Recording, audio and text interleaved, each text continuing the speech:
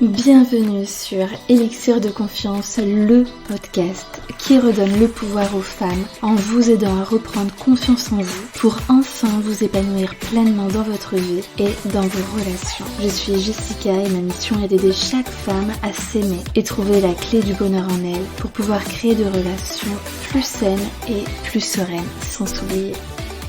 Pensez également à vous abonner et si l'épisode vous a plu, à mettre un 5 étoiles. Je vous souhaite une très belle écoute.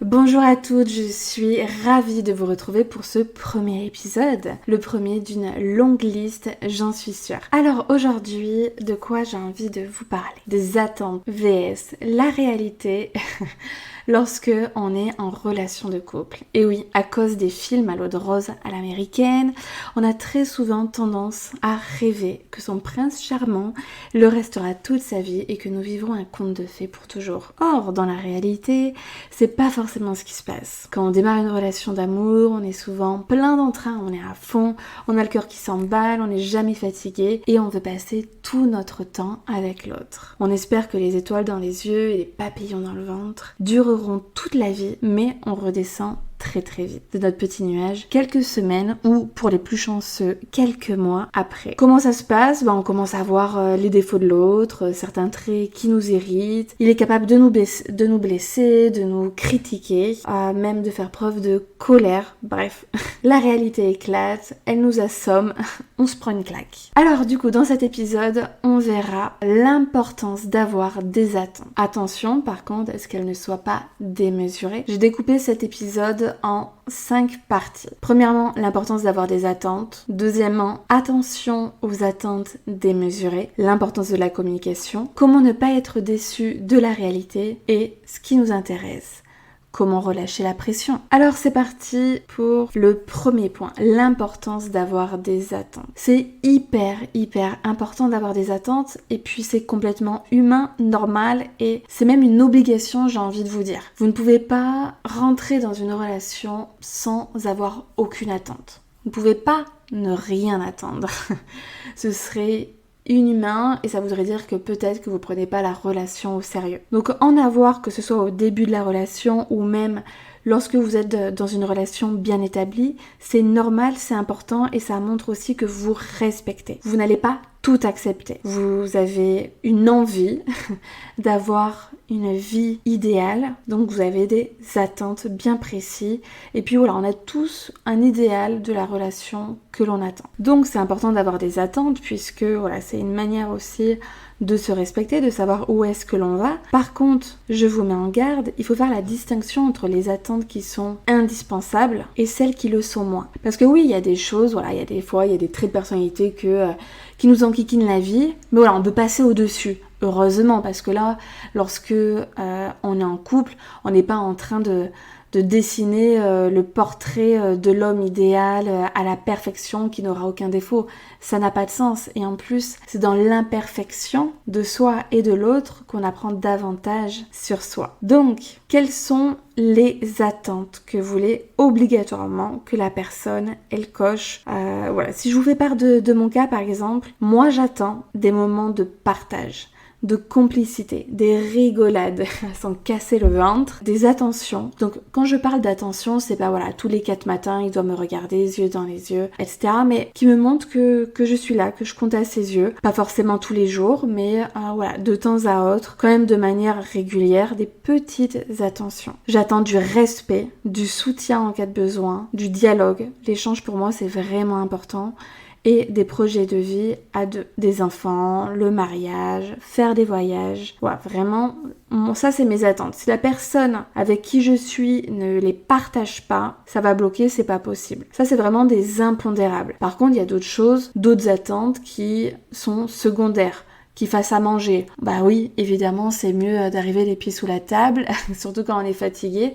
Mais si jamais il sait pas cuisiner, qu'il a toujours fait juste des pâtes à l'eau et un steak quand il était célibataire, c'est pas bien grave. L'autre chose que j'ai envie de vous dire, c'est que c'est important d'avoir des attentes, surtout pour les impondérables, les choses sur lesquelles vous n'avez pas envie de discuter, que c'est comme ça et pas autrement. qu'elles soient similaires. Parce que imaginez que vous avez envie de regarder Netflix ou voilà, d'être à la maison tous les deux en amoureux, de partager vraiment des moments de complicité, de mater Netflix, genre 4 fois par semaine, et après chacun fait sa vie. Mais que lui, au contraire, c'est 4 fois par semaine, il veut aller voir ses potes et regarder le match de foot. Là, je pense que voilà, va falloir trouver des compromis, une entente, communiquer un maximum, mais que si à un moment donné, il y a personne qui veut faire un pas vers l'autre, voilà, il y aura des questions à se poser. Ensuite, on va passer donc au deuxième point. Attention aux attentes démesurées. Pourquoi j'ai envie de parler de ce sujet-là qui va être beaucoup plus long que celui des autres parce que j'ai des tas de choses à vous raconter? C'est parce que je vois beaucoup de femmes qui ont vraiment trop d'attentes. En avoir, c'est nécessaire. En avoir trop, à un moment donné, ça cache quelque chose. Est-ce que vous ne cherchez pas à combler un manque en vous, un besoin d'exister, un besoin de validation, de reconnaissance, un besoin d'être aimé? Trop aimé parce que votre réservoir est vide. Voilà, donc là il va falloir faire attention. On va bien éplucher le sujet, donc c'est parti. Vous le savez, lorsque on débute une relation, on a fortement tendance à se mettre des œillères et à surestimer l'autre, à le mettre sur un piédestal tel Henri qui arrive sur son cheval blanc pour nous sauver de notre solitude et nous combler entièrement comme si avant on était une espèce de coquille vide.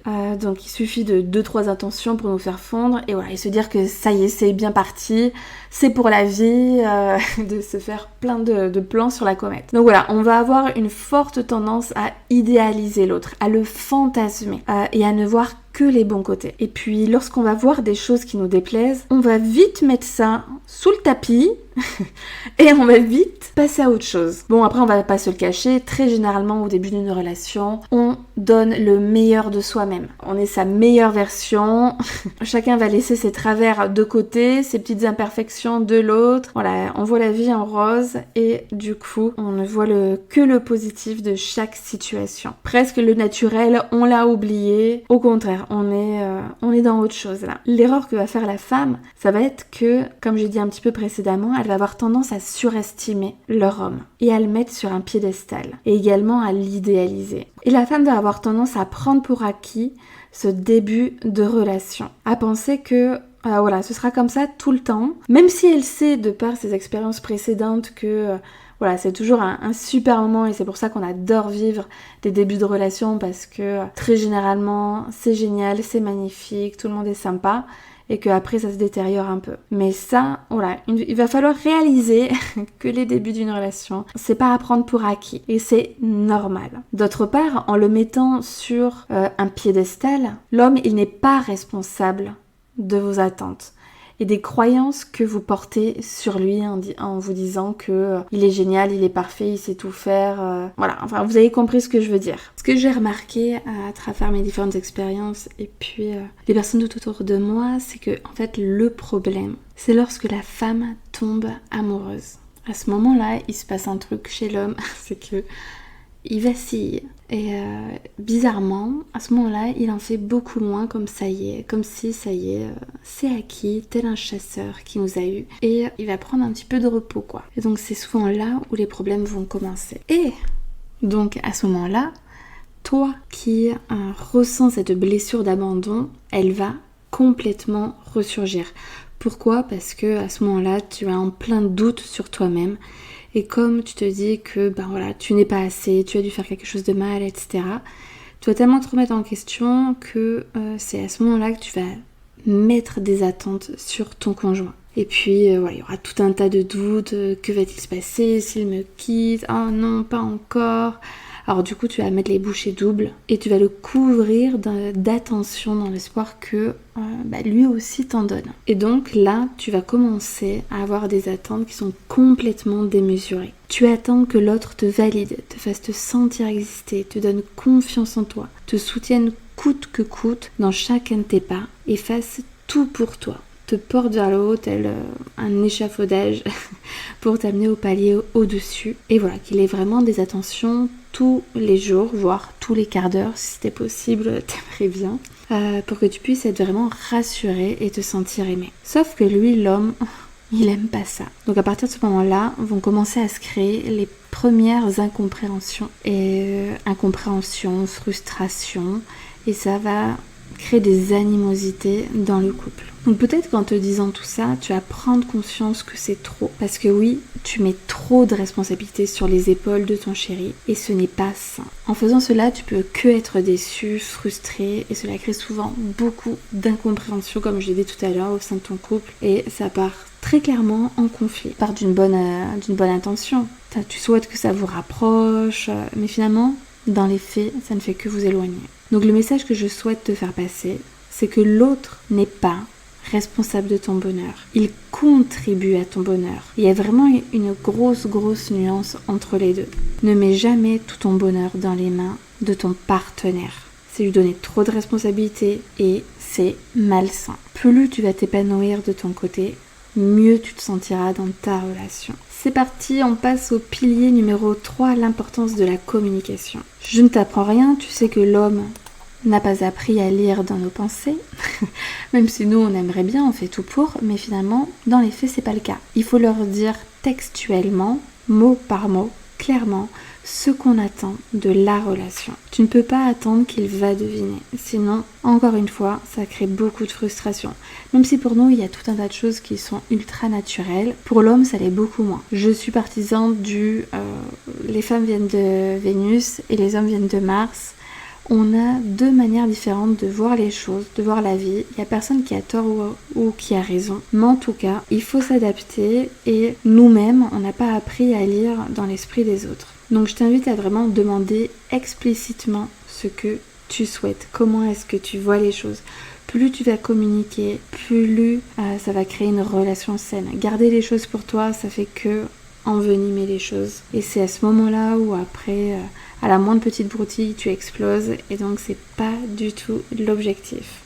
Passons maintenant au 4e pilier. Comment ne pas être déçu de la réalité ? Tout simplement en l'acceptant. Je suis sûre que tu es un petit peu déçu de ma réponse, mais il n'y a pas 40 manières de ne pas être déçu de la réalité. C'est normal, on aimerait peut-être que les beaux moments durent toute la vie, mais voilà, la réalité fait que on n'est pas non plus dans un monde de bisounours. Chacun a sa personnalité, chacun a ses qualités, à ses imperfections, comme nous-mêmes, et on peut pas jouer un rôle à vitam aeternam pendant X temps. Pareil, avoir des papillons dans le ventre, ce serait pas tenable tout le temps de penser H24 à la personne, nuit, jour. Enfin voilà, au bout d'un moment, c'est important aussi que se crée une petite distance pour que chacun reprenne aussi le cours de sa vie. Parce qu'on sait que voilà, dans les débuts de la relation, tout feu, tout flamme, on ne voit qu'à travers cette personne-là, etc. Et voilà, ça, c'est non.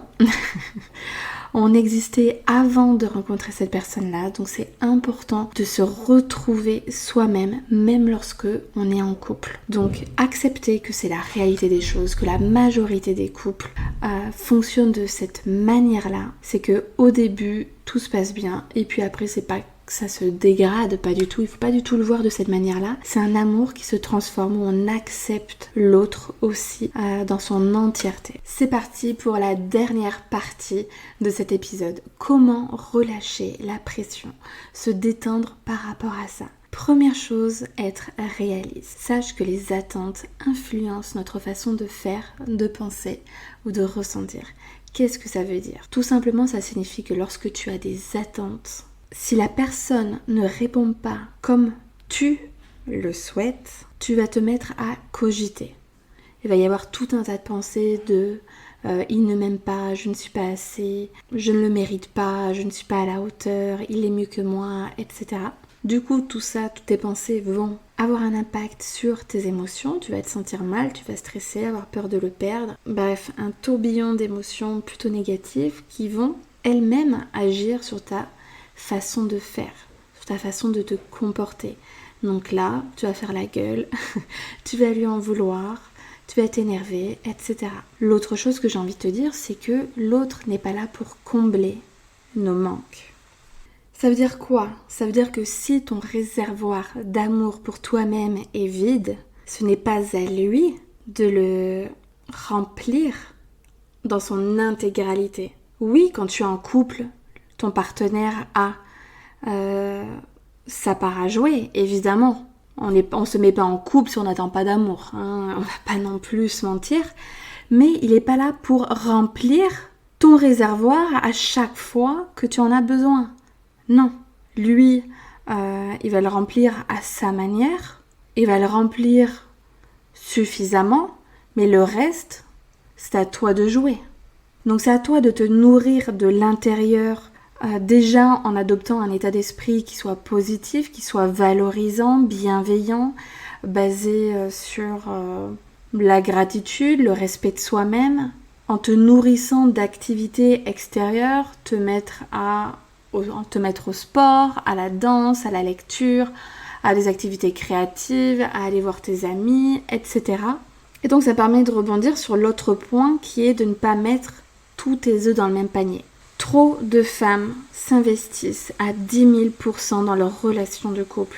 Je ne te dis pas que s'investir est mal, bien au contraire, c'est important de montrer à l'autre qu'on l'aime, qu'on est là, qu'on est présente, etc. Mais ne pas surinvestir, c'est-à-dire on n'est pas dans une relation de couple pour s'oublier, pour se perdre. Non, tu es en couple pour te nourrir d'une autre manière, pour que ce soit un plus, t'apporter plus de joie que tu n'en as déjà. Donc c'est à toi d'avoir ta propre vie. En couple, c'est comme ça. Chacun a sa propre vie. Il a la sienne, tu as la tienne et vous avez une partie de votre vie que vous allez partager à deux. Ça, c'est typiquement le type de relation saine à mettre en place. Passer tout son temps libre l'un avec l'autre, c'est non. Pour moi, je pense qu'à terme, qu'est-ce que ça crée ? C'est un ras-le-bol. Si c'est pas de votre part parce que vous êtes plutôt dépendante affective, ça le sera de la sienne. Moi, pour vous donner une petite image, c'est carrément différent, mais en tout cas, voilà. Quand je suis à la maison et que mon fils s'agrippe à ma jambe et que je n'arrive plus à marcher, moi, c'est pas quelque chose que j'apprécie. C'est du coup, je suis à 2 doigts de tomber, je peux pas faire ce que je veux, ce que j'ai envie, j'ai des tas de choses, j'ai des obligations que je peux pas faire. Donc c'est vraiment, voilà, je le vois comme un poids. Alors oui, évidemment, c'est pour jouer, etc. Mais c'est pour imaginer la chose ce que l'homme peut ressentir aussi. C'est que lui, vous pouvez aussi l'entraver dans sa liberté. Et vous savez ô combien la liberté est importante pour les hommes. Et elle devrait autant l'être pour vous. Ça, c'est hyper important. Chacun doit se sentir libre d'être lui-même, libre de penser, libre d'agir. Donc, plus vous allez surinvestir la relation en vous oubliant complètement, plus vous mettez d'attente sur la relation parce que vous vous dites « la relation doit combler tous mes besoins ». Sauf que non, c'est pas comme ça que ça fonctionne. Donc moi, ce que je vous invite à faire, pour relâcher la pression, arrêtez de mettre autant de charge sur les épaules de votre partenaire, arrêtez de mettre tous les œufs dans le même panier. Ayez vos propres activités, vos propres sources d'épanouissement, vos petits moments de solitude.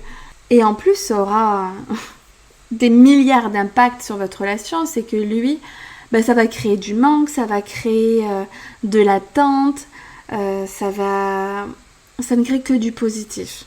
Vraiment, je vous assure que chacun ait sa propre vie. C'est ultra important pour son bien-être physique et mental. Donc, pour pouvoir mettre tout ça en place, qu'est-ce qu'il faut faire ? C'est changer vos croyances. Pourquoi ? Parce que votre comportement dépend de vos émotions qui elles-mêmes sont influencées par vos pensées. Donc si vous venez à l'origine du problème qui est vos pensées, vous allez pouvoir changer de comportement. Et lorsque vous changez de comportement, cela a un impact sur tout votre environnement. Donc, sur votre relation, sur votre partenaire. Donc, qu'est-ce qu'une croyance ? C'est une perception de la réalité et c'est la vôtre. Sauf que une situation, on peut la voir sous plein d'angles différents. Vous, très généralement, vous allez choisir la mauvaise, celle qui vous cause du tort, celle qui va vous dévaloriser, celle qui va vous sentir mal. Or, vous avez le pouvoir et la possibilité de changer les choses et de voir la situation sous un nouvel angle. Tous les faits, tout ce qui se passe, tous les événements sont ce que l'on appelle des événements, des situations qui sont neutres. Et en fait, par rapport à une situation, vous, avec vos différents filtres, par rapport à votre éducation, par rapport à vos expériences passées, par rapport à du vécu, des souffrances, etc., vous allez y poser vos fils qui vont peut-être créer des généralités et vous amener à croire certaines choses. Mais ça vient de vos pensées. Donc lorsque vous dites « il ne répond pas à mes attentes », ça veut dire qu'il ne m'aime pas. En pensant de cette manière-là, vous ne pouvez pas relâcher la pression. Par contre, si vous commencez à vous dire « il ne répond pas à toutes mes attentes », mais malgré tout, je sais qu'il m'aime parce que, il y a tel et tel signe, sa manière de me regarder, sa manière de me toucher, sa manière d'avoir des petites attentions envers moi, de se rappeler telle et telle chose, etc. Ça, c'est important. Et ça va vous permettre de dédramatiser et de remettre les choses dans leur contexte. J'espère vraiment que cet épisode vous a plu, que vous l'avez trouvé riche d'informations et ultra intéressant. Si c'est le cas, je vous invite à mettre un 5 étoiles et un commentaire sur Apple Podcast notamment. Ça me permettra de faire connaître mon podcast et j'ai vraiment plein de messages hyper importants à vous faire passer. Je vous remercie et je vous dis à bientôt pour le prochain épisode.